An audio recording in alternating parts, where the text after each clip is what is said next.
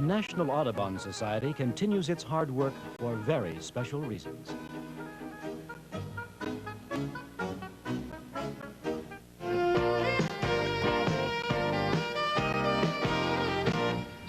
Ted, in a recent article in a trade publication, only we, I guess, in the business would see, called Channels, it was pointed out that the quality of television programs has declined since network production was moved to Hollywood.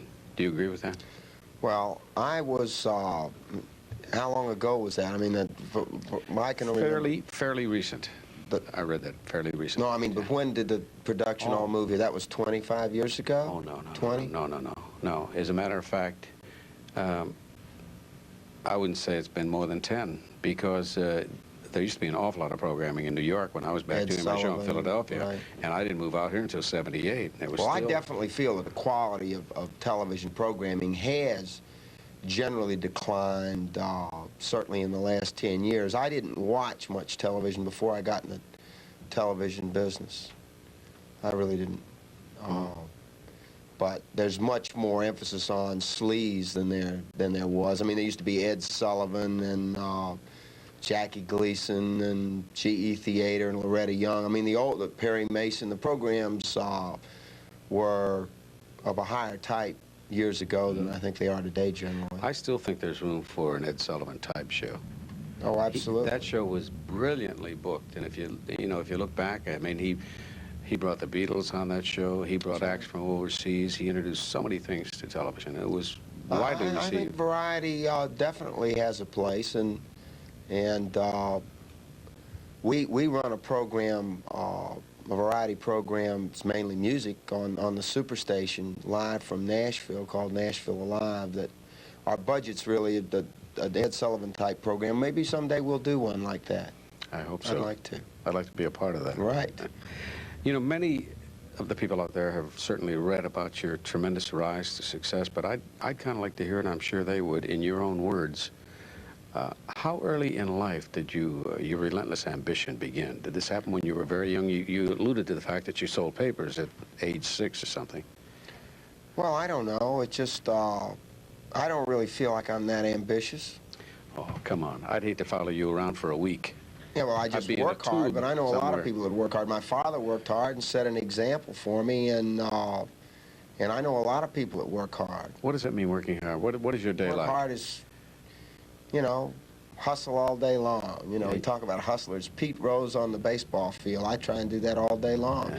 And that's what I think we need to do here in America. I mean, the people working in the American automobile industry, we got to out-hustle the Japanese. We've got to get that old, roll up our sleeves and get back to work, and then we'll get this country out of trouble. We can do anything better than anybody else in the world. You bet your life. There's no question. But if we got to reawake that spirit, that's what I try and do with the Atlanta Braves, is get everybody hustling, because it sets a good example for the people that are watching the program. You want an update on the score?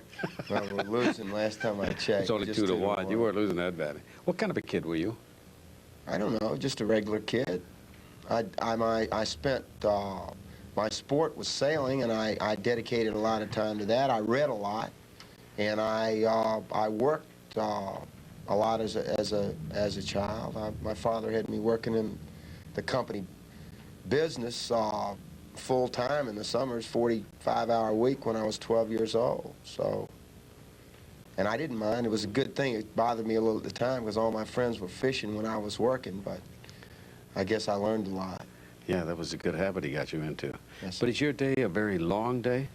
Well, I normally get up around 6:30 or 6:45. I try and get to work at 8:30, and you know, I'll go to a ball game if the Braves are in town, or in the winter if the Hawks are in town. And but I'd say it's only 10 or 12 hours on the average day, and I try and take part of the weekends off. If you had your druthers, you'd like to be out there in the field, wouldn't you? Well, on the baseball field? Yeah, you'd like to be one of the players. Heck yeah. Much better to be a player than an owner. First of all, the players make money. And secondly, it's more fun to play than it is to sit. Yeah, it sure is. But I bet a lot of guys could identify with what you talked about in your book, about the fact that you had this tremendous drive and this urge to participate in all the games, but the minute they throw you a ball, you drop it. Yeah, I wasn't too good. I didn't have too much coordination, and besides, I was a year ahead in school, and I grew up kind of late. I matured kind of late, so I was a skinny little kid when I was in high school. You had some problems in military school, didn't you? Well, not too bad. I did okay in military. But you had a lot of beefs. Well, I ended up okay. I was an officer at military school. I know, but when you went there initially, I mean, you went to a military school in Georgia, and you were a kid from the north. Oh, yeah. Well, I mean, it wasn't. They made it a little rough on you. That's right. Back in those days, they were still waving Confederate flags. What are the possibilities of a football strike? And when you explain your strategy for telecasting the unofficial season, as you call it, the games on your network? Right. Well, it's hard. It's really hard to tell. You never really know, but doesn't look like, from what I've seen, that the sides are going to get together. And Mr. Garvey approached us, wondering if we'd be interested in televising some games put on by the players.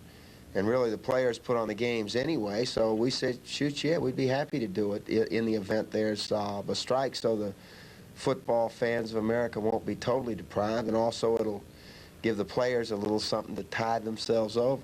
Well, will the people want to watch a match of the way you're going to mix it up? Sure. You know? Will they watch the Pro Bowl. Yeah, but that's what that's going to be like. You know, That's right. Tony Dorsett playing with maybe the Pittsburgh Steeler line in front of him or something. What's wrong with that? Nothing at all. He'd like that. That's right. We'll be right back with Ted Turner right after this.